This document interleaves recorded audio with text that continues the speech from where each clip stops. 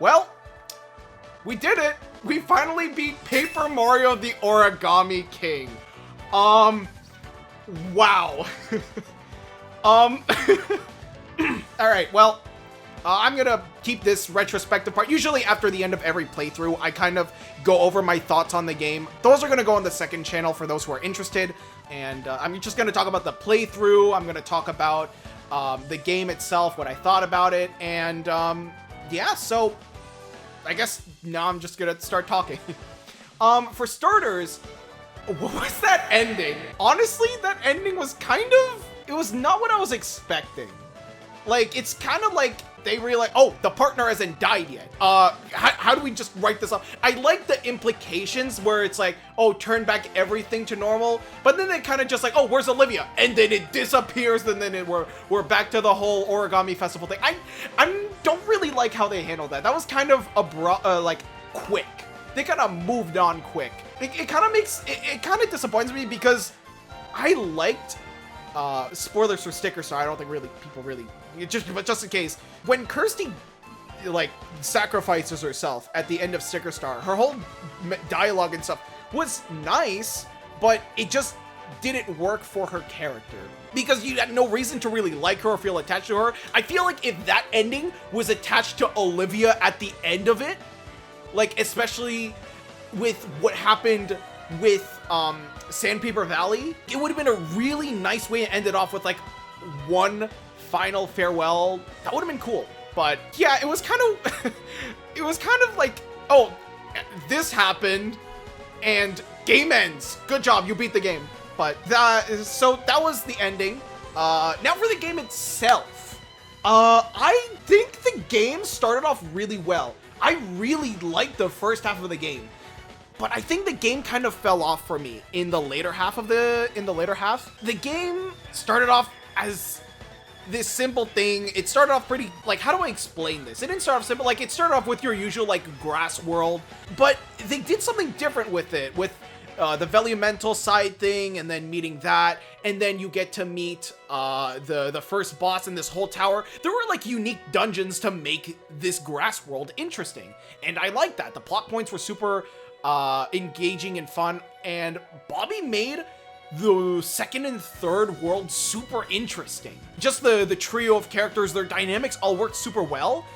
And then Bobby disappeared, and we got World 4 and 5, which kind of dragged on, personally. Like, World 4 was the sea thing. You go on this scavenger hunt. I did like the Sky Tower. I thought that was a cool dungeon. And the power, wisdom, courage puzzles, those were cool. But I don't know, there wasn't much to remember about that besides, oh, you get to sail across the seas, do those trials, get the Ice Valley Mental, and then get that thing. That's it. It's probably the most forgettable part of the world, though I did like it. And then World 5, I think I was starting to lose interest in the game, so I'm not like entirely sure if it's if it's the world's fault, or if it was just like my divided attention. But World 5 felt the second weakest, but it's very close to how I felt about World 4, because it actually had like some gameplay. It had a lot of quirky dialogue. It finally got us to meet Kamek, Bowser Jr., and Bowser, and I thought that was pretty fun. But I don't know, after the whole Shangri-Spa thing, I guess that part was also like one of the most frustrating parts of the game. They had a lot of like the scissors stuff that was kind of annoying, and then the whole gimmick with finding all of the Shangri-Spa locations, the maze, the jungle maze. Though I did kind of like the jungle maze. I liked the writing there and made it fun and quirky. And the game overs weren't like super punishing, I don't think. It was thrilling. I liked it. But I don't know. It's just like the game started off super well and super promising. And even after we got Professor Toad, I liked Professor Toad. I thought it was fun. Didn't really reach the dynamic that Bobby had, but he made World 3 worthwhile, especially with the dungeon and seeing what happened to the missing son. I thought that was a cool plot point. Sniffet City was also a really fun area to explore, and like you knew something was wrong and you wanted to figure out what was behind it. I did like that. So yeah, I think the first 3 worlds started off super strong, and then the last 3 kind of slowed down. Yeah, the final boss was kind of anticlimactic. All of the sections felt very short. The first part, you know, they kind of just had this 2 thing. I did cheat, admittedly, I did. Though even then, I still would have had to deal with the whole Thwomp Bowser thing.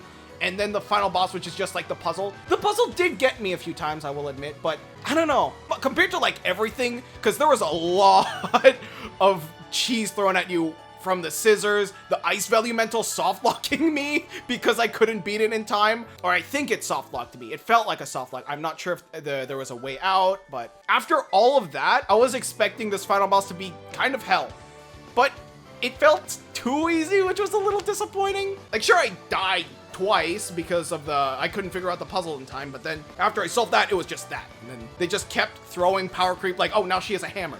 Oh, and now he's gone. I don't know, it was, eh. As for the playthrough, I had plans to play Color Splash first, but after Sticker Star, but then Origami King came out. I'm like, well, I guess I'm doing this now. So that makes 3 of the 6 Paper Mario games I've finished for the Paper Mario Marathon. As per your guys' vote on the YouTube community tab, you guys voted for me to do TTYD first, and then I do Color Splash, and then I finish it off with Paper Mario 64. Unless a new Paper Mario game comes out, which I'm not sure if they do. Maybe they're doing like a 1 game per series or 1 game per console thing, but it's Nintendo. They're very unpredictable. Who knows? But for now, TTYD is next, and then Color Splash is planned to be after, and 64 after that, if all goes well. So, yeah, just a heartfelt thank you for everyone who has supported the series this far. This was a lot of fun to record. I had a lot of fun streaming this. Just interacting with chat along the way for like the first 3 worlds, and then I did it offline, and I did it in like Discord voice calls for World 4 and a good bit of World 5. No, the whole, like, half of World 4, the rest of World 5, and then a bit of World 6, I think. And then I brought it back for this final episode. Yeah, so I hope you enjoyed this little special event. And, yeah, with that, I am gonna end this retrospective here. I'm gonna go back to getting ready for the TTYD video. I'm gonna edit this out as fast as I can. Yeah, once again, if you haven't, follow the Twitch. I do these sort of things every now and then. I want to stream more often. I'm losing my voice. I want to try and stream more often. These are a lot of fun to do, and so yeah, follow me there. And if you're watching this retrospective on the 2nd channel, which you probably are, because I'm posting this on the 2nd channel. Anyway, sub to the main channel if you haven't yet. I do have the main channel where you can watch the whole playthrough, all done now. I'll leave it off at that. Stay tuned for TTYD coming soon. Thanks for the insane support on this series. Oh my god. The game was fun, but you guys helped it make it even more enjoyable. Thank you so much for not spoiling, by the way. You guys were kind of the goats there. I was worried I was gonna take too long and someone was gonna spoil something. You guys are awesome for real. Thank you guys for not spoiling anything. I really appreciate that. Just wanted to preface. And yeah, with that, that's it.